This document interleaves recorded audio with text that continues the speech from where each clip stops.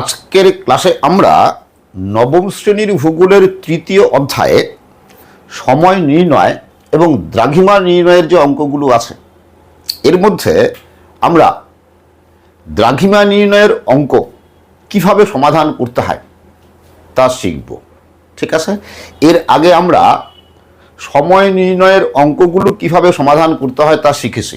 এই তো আমার চ্যানেলেই সময় নির্ণয় কিভাবে করতে হয় সেই সব অঙ্কের কয়েকটি সমাধান করে দেওয়া আছে। তো যারা ওই ক্লাসগুলি দেখেছ, সময় নির্ণয়ের অঙ্কের সমাধানের যে ক্লাস সেই ক্লাসগুলি দেখেছ, তাদের পক্ষে আজকের ক্লাস বোঝা খুবই সহজ হবে।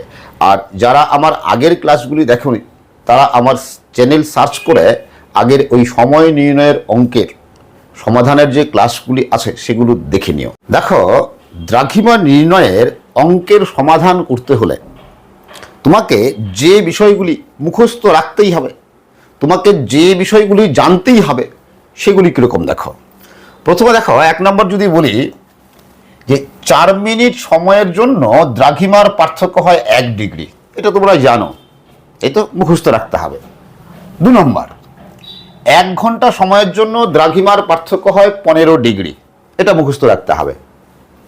আর 3 নম্বর, যে স্থানটির দ্রাঘিমা নির্ণয় করতে হবে সেই স্থানটির সময় যদি এগিয়ে থাকে বা বেশি হয় তবে তা অন্য স্থানটির পূর্বে অবস্থিত হবে, আর যদি পিছিয়ে থাকে বা কম হয় তবে তা অন্য স্থানটির পশ্চিমে অবস্থিত হবে। ঠিক আছে, এটা তোমরা লিখে নিও, এই নিয়মটা তোমরা লিখে নিও। যদি এই 3টা নিয়ম মুখস্থ রাখতে পারো তবে যে কোনো দ্রাঘিমা নির্ণয়ের অঙ্ক তুমি করতে পারবে। এবার দেখো, দ্রাঘিমা নির্ণয়ের অঙ্কের প্রশ্নে 2টা স্থান দেওয়া থাকবে। ঠিক আছে, একটা স্থানের দ্রাঘিমা এবং সময় দুটাই দেওয়া থাকবে, কিন্তু আরেকটা স্থানের শুধুমাত্র সময় দেওয়া থাকবে, তোমাকে দ্রাঘিমাটা বের করতে হবে। ঠিক আছে, কীরকম দেখো, মনে করো এই এ একটা স্থান, বি একটা স্থান। এ স্থানের দেখো দ্রাঘিমা দেওয়া আছে, সময় দেওয়া আছে, কত দ্রাঘিমা কত 70 ডিগ্রি পূর্ব, সময় বিকাল 4টা। এবার বি স্থানের দ্রাঘিমা দেওয়া নেই, শুধুমাত্র কি সময় দেওয়া আছে, সময় সকাল 8টা। ঠিক আছে, তাহলে তোমাকে কি করতে হবে, এই বি স্থানের দ্রাঘিমা নির্ণয় করতে হবে, বি স্থানের দ্রাঘিমা বের করতে হবে। ঠিক আছে, দেখো তো এবার দ্রাঘিমা বের করার তো হিসাবগুলো আছে, সেগুলো আমি পরে বলছি। এবার এই যে 3 নম্বর যেটা লিখছো যে কোনটা কার পূর্বে বা পশ্চিমে অবস্থিত হবে, এটা এই ছবির মধ্যে দেখে নেই। দেখো তাহলে এ স্থানের কত সময় দেওয়া আছে, এ স্থানের সময় বিকাল 4টা, আর বি স্থানের সময় কত দেওয়া আছে, সকাল 8টা। তাহলে কোনটার সময় এগিয়ে আছে, এ স্থানের সময় বিকাল 4টা আর বি স্থানের সময় সকাল 8টা। তাহলে কোনটা এগিয়ে আছে, দেখো এ স্থানের সময়টা এগিয়ে আছে, কিন্তু আমরা বের করব কি বি স্থানের, তাহলে বি স্থানের সময়টা কি আছে, পিছিয়ে আছে। তাহলে যে স্থানের আমরা দ্রাঘিমা বের করব সেই স্থানের সময়টা কি পিছিয়ে আছে, তাই তো। তাহলে পিছিয়ে থাকলে কি হয়, যে আর যদি পিছিয়ে থাকে বা কম হয় তাহলে অন্য স্থানটির পশ্চিমে অবস্থিত হবে। তাহলে যদি কি বলছি পিছিয়ে থাকে বা কম থাকে তাহলে সেই স্থানটা কি হবে, মানে তুমি যে স্থানটির দ্রাঘিমা বের করবে সেই স্থানটির সময় যদি পিছিয়ে থাকে বা কম হয় তাহলে তুমি বি স্থানের দ্রাঘিমা বের করবে, বি স্থানের সময়টা কি আছে, কম আছে বা পিছিয়ে আছে। তাহলে কম বা পিছিয়ে থাকলে কি হবে, এই স্থানটার কি পশ্চিম দিকে অবস্থিত হবে, মানে বি স্থানটা এদিকে অবস্থিত হবে, তাই কি না, এ স্থানের পশ্চিম দিকে অবস্থিত হবে, তাই তো। বুঝতে পারলে কি বললাম, যে সময় যদি পিছিয়ে থাকে বা কম থাকে, যে স্থানটার দ্রাঘিমা তুমি বের করবে সেই স্থানের সময় যদি পিছিয়ে থাকে বা কম থাকে তাহলে অন্য স্থানটির, মানে এই স্থানটির পশ্চিম দিকে অবস্থিত হবে। ঠিক আছে, বুঝা গেল। তাহলে বি স্থানটি কোন দিকে হবে, এই অনুযায়ী বি স্থানটি কি এ স্থানের বাঁ দিকে, বাঁ দিক পশ্চিম, বাঁ দিকে অবস্থিত হবে। এবার বাঁ দিকে কতটা আসবে সেটা হিসাব করে বের করতে হবে। ঠিক আছে, কিন্তু যদি এরকম মতো মনে করো যে বি স্থানের সময় মনে করো রাত 8টা, বি স্থানের সময় রাত 8টা, তাহলে বি স্থানটা কোন দিকে হতো? তাহলে বি স্থানের সময় যদি রাত 8টা হয়ে যায় তাহলে বি স্থানের সময়টা কি এগিয়ে আসে? রাত 8টা। আর এ স্থানের সময় কি আছে? বিকাল 4টা। তাহলে কারটা এগিয়ে আছে? বি স্থানের সময়টা এগিয়ে আসে, তাই তো? তাহলে এগিয়ে থাকলে কি হবে? তাহলে বি স্থানটা কি এ স্থানের, সেক্ষেত্রে কি এ স্থানের পূর্বে অবস্থিত হবে। ঠিক আছে? তো যদি এইটুকু বুঝে থাকো তাহলে আর অঙ্ক করতে কোনো সমস্যাই হবে না। এবার আমরা দ্রাঘিমা নির্ণয়ের একটা প্রশ্নের বা একটা অঙ্কের সমাধান করি, চলো। তো যে প্রশ্নটা সমাধান করতে যাচ্ছি সেই প্রশ্নটা তোমাদের মধ্যেই কেউ একজন পাঠিয়েছো, আমাকে পাঠিয়েছো সলভ করে দেওয়ার জন্য। ঠিক আছে?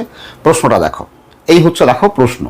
ঠিক আছে? কি আছে দেখো, যে ঢাকার ব্র্যাকেটে 90 ডিগ্রি পূর্ব স্থানীয় সময় যখন সন্ধ্যা 6টা 30 মিনিট, তখন আমেরিকার জর্জিয়ার স্থানীয় সময় সকাল 8টা 30 মিনিট হলে জর্জিয়ার দ্রাঘিমা কত?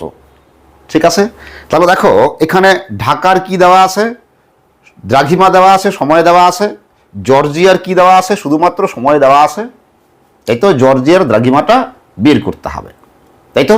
প্রথমেই যেটা করবে, সমাধান করার সময় প্রথমেই যেটা করবে, ঠিক এরকম একটা গ্রাফ করে নিবে, যে মাঝখানে শূন্য, ডান দিকটা পূর্ব, বাদিকটা পশ্চিম। এবার এখানে জায়গাগুলো বসাবে। ঠিক আছে? দেখো তাহলে আমরা ঢাকা কত? 90 ডিগ্রি পূর্ব, কোন দিকে হবে? এদিকটা পূর্ব, তার মানে এখানে লিখলাম 90 ডিগ্রি পূর্ব ঢাকা, তাই তো? সময় লিখলাম সন্ধ্যা 6টা 30 মিনিট। ঠিক আছে? এবার দেখো, এইবার এইটুকু আঁকার পরে আমরা আগেই ভেবে নেব যে জর্জিয়া ঢাকার কোন দিকে হবে? ঢাকা থেকে পূর্ব দিকে হবে না ঢাকার পশ্চিম দিকে হবে? ঠিক আছে? দেখো কি বলছি, যদি সময় এগিয়ে থাকে, জর্জিয়ার সময় যদি এগিয়ে থাকে তাহলে কি হবে? পূর্ব দিকে হবে। আর যদি জর্জিয়ার সময়টা পিছিয়ে থাকে তাহলে কি হবে? পশ্চিম দিকে হবে, তাই তো? তাহলে জর্জিয়ার সময়টা কি আছে? ঢাকার সময় হচ্ছে সন্ধ্যা 6টা 30 মিনিট, আর জর্জিয়ার সময়টা কি ওই দিনেই, ওদিনকার কি সকাল 8টা 30 মিনিট। তার মানে কি জর্জিয়ার সময়টা পিছিয়ে আছে বা কম আছে। তাহলে জর্জিয়ার সময় যেহেতু কম আছে, তাহলে জর্জিয়া কি হবে? ঢাকা থেকে কি ঢাকার পশ্চিমে অবস্থিত হবে, তাই তো? ঢাকার পশ্চিমে অবস্থিত হবে। এইটুকু আমরা অঙ্কের শুরুতেই, এই ছবিটা গ্রাফটা এঁকে অঙ্কের শুরুতেই ভেবে নেব। ঠিক আছে?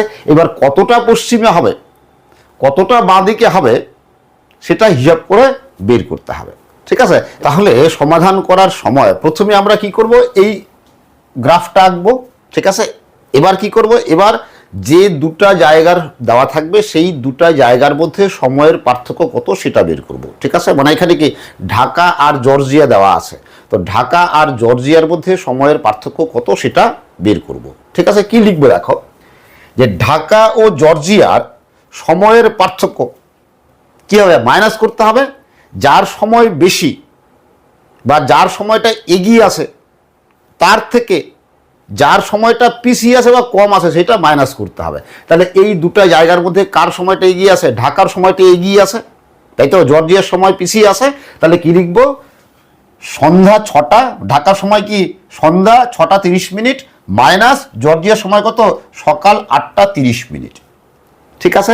এবার এটা তোমরা এই মাইনাসটা রাফে করবে। ঠিক আছে? তাহলে প্রথমে এরকম করে লিখলে মাইনাসটা করার জন্য, যে সন্ধ্যা 6টা 30 মিনিট মাইনাস সকাল 8টা 30 মিনিট। এবার কি করে মাইনাস করবে? উপরে তো কম, মানে সংখ্যা তো কম, ছোট সংখ্যা, উপরে 6টা 30 মিনিট, নিচে 8টা 30 মিনিট। কি করে মাইনাস করবে? দেখো এখানে হচ্ছে এই যে সন্ধ্যা 6টা, আমরা সাধারণত কি করি? দুপুর 12টার পরে কয়টা ধরি? একটা ধরি, তাই তো? তারপরে কি 2টা 3টা 4টা 5টা 6টা এরকম, তাই তো? কিন্তু 24 ঘন্টায় তো দিন, তাই কি না? একদিন কত ঘন্টা? 24 ঘন্টায়। রেলের প্ল্যাটফর্মে বা স্টেশনে যে ঘড়ি আছে দেখবে, সেখানে কিন্তু 12টার পরে একটা হয় না, 12টার পরে 13টা হয়। ঠিক আছে? 12টার পরে কয়টা? 13টা। তার মানে আমাদের যেটা একটা বলি সেটা আসলে কত? 13টা। তাহলে 2টা মানে কয়টা? 14টা। 3টা মানে কয়টা? 15টা। 4টা মানে কয়টা? 16টা। তাই তো? 5টা মানে কয়টা? 17টা। আর 6টা মানে কয়টা? 18টা। তাহলে এই মাইনাস করার সময় সন্ধ্যা 6টা না লিখে কি লিখবো? 18টা 30 মিনিট। ঠিক আছে, 18টা 30 মিনিট, তাহলে 6টা 30 মিনিট মানেই কত? 18টা 30 মিনিট, মানে সন্ধ্যা 6টা 30 মিনিট মানেই হচ্ছে 18টা 30 মিনিট। এবার মাইনাস করো, তাহলে মাইনাস 8টা 30 মিনিট মাইনাস করো। ঠিক আছে, তাহলে 30 30 শূন্য, তাহলে 0 0 মিনিট, তাহলে 8 উপরে 18, 8 8 0 1, কত? 10 ঘন্টা, তাই তো? তাহলে এই ঢাকা আর জর্জিয়া সময়ের পার্থক্য কত? 10 ঘন্টা। এইগুলো সবটা কিন্তু কোথায় করবে বলছি? রাফে করবে। ঠিক আছে, তাহলে কি বললো? ঢাকা ও জর্জিয়ার মধ্যে সময়ের পার্থক্য কত? 10 ঘন্টা। এটুকু বুঝতে পেরেছো নিশ্চয়ই? এবার দেখো, যতটুকু রাফে করার কথা বলেছিলাম সেইটুকু মুছে দিলাম, শুধু রেজাল্টটা লিখলাম। কত? সন্ধ্যা 6টা 30 মিনিট মাইনাস সকাল 8টা 30 মিনিট সমান সমান কত? 10 ঘন্টা। তার মানে ঢাকা ও জর্জিয়ার সময়ের পার্থক্য কত? 10 ঘন্টা। এরপর আমরা কি করব? এরপর করবো, দেখো যে আমরা জানি 1 ঘন্টা সময়ের জন্য দ্রাঘিমার পার্থক্য হয় 15 ডিগ্রি। এটা লিখব, এটা আমরা নিয়মে আগে জেনেছি, বলেছি মুখস্থ রাখতে হবে।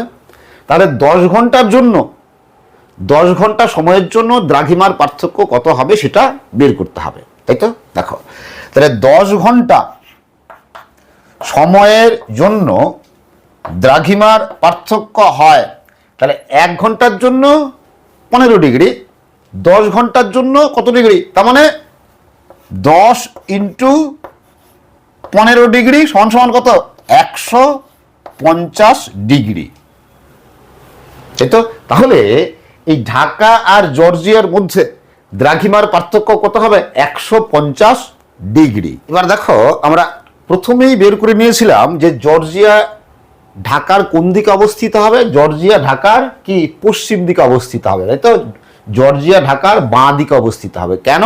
কারণ ঢাকার সময়টা বেশি আর কি জর্জিয়ার সময়টা পিছিয়ে আসে, পিছিয়ে থাকলে পশ্চিম দিকে অবস্থিত হয়। ঠিক আছে, এইবার পশ্চিম দিকে কতটা, কত ডিগ্রি? পশ্চিম দিকে কত ডিগ্রি পিছনে থাকবে? কত ডিগ্রি? 150 ডিগ্রি ঢাকার পশ্চিম দিকে থাকবে, তাই তো? তাহলে জর্জিয়া এই ঢাকার কত ডিগ্রি পশ্চিম দিকে থাকবে?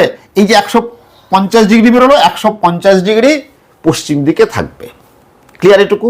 তাহলে কি লিখবো? দেখো যে ঢাকা অপেক্ষা জর্জিয়ার সময় পিছিয়ে আছে, তাই জর্জিয়া ঢাকার পশ্চিমে অবস্থিত হবে। তো যেগুলো বললাম সেগুলো লিখতে হবে, কিন্তু লিখে লিখে করতে হবে। এরকম কি লিখলাম? যে ঢাকা অপেক্ষা জর্জিয়ার সময় পিছিয়ে আছে, আমরা প্রশ্ন দেখে বুঝতে পেরেছি।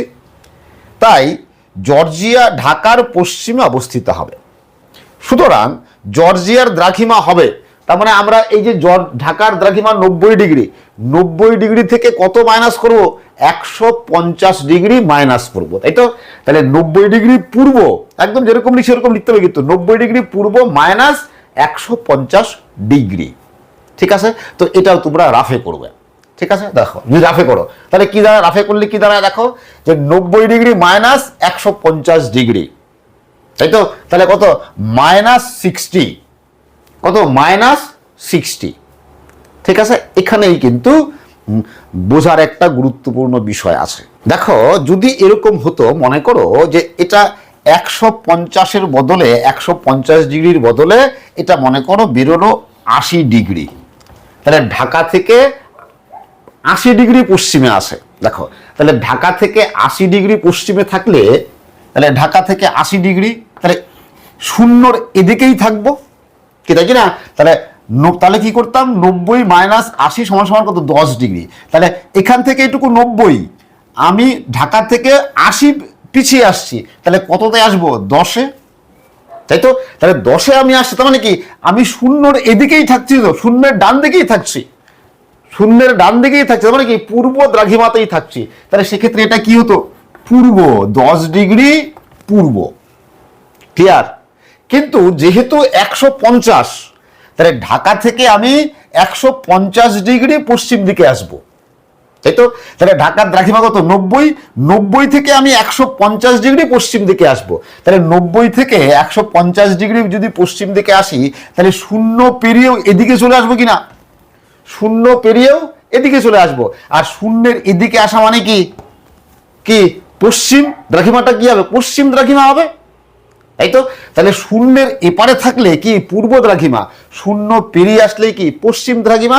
আর যখনই মনে করবে মাইনাস হচ্ছে, রেজাল্ট যখন মাইনাস হচ্ছে, মাইনাস হওয়া মানেই হচ্ছে তুমি শূন্যটাকে পার করে এদিকে চলে আসছো। তাহলে শূন্যের এপারে আসলে কি এটা কি মূল মধ্যরেখা, এপারে আসলে কি পশ্চিম, তাই তো? তাহলে এই যে 60 ডিগ্রি, মাইনাস 60 ডিগ্রি মানে কি 60 ডিগ্রি পশ্চিম। ক্লিয়ার? তাহলে উত্তর কি হবে 60 ডিগ্রি পশ্চিম। তাহলে জর্জিয়ার দ্রাঘিমা কত? 60 ডিগ্রি পশ্চিম। এটুকু বুঝতে পারলে তো? দেখো এবার গোটা সম্পূর্ণ অঙ্ক করার পর যদি তুমি এইটুকু না লেখো, এইটা যদি না লেখো পূর্ব বা পশ্চিম, তাহলে একদম কেটে শূন্য পাবে। যে 60 শুধু 60 ডিগ্রি লিখলে কিন্তু পূর্ব বা পশ্চিম দ্রাঘিমা লিখলে না, তাহলে কিন্তু শূন্য। ঠিক আছে? কারণ 60 ডিগ্রি বলে কোনো দ্রাঘিমা হয় না, হয় পূর্ব হবে অথবা পশ্চিম হবে, দুটার একটা লিখতেই হবে। তাই তো? তাহলে আন্দাজে লিখলে তো হবে না, হিসাব করে লিখতে হবে, তাই কি না?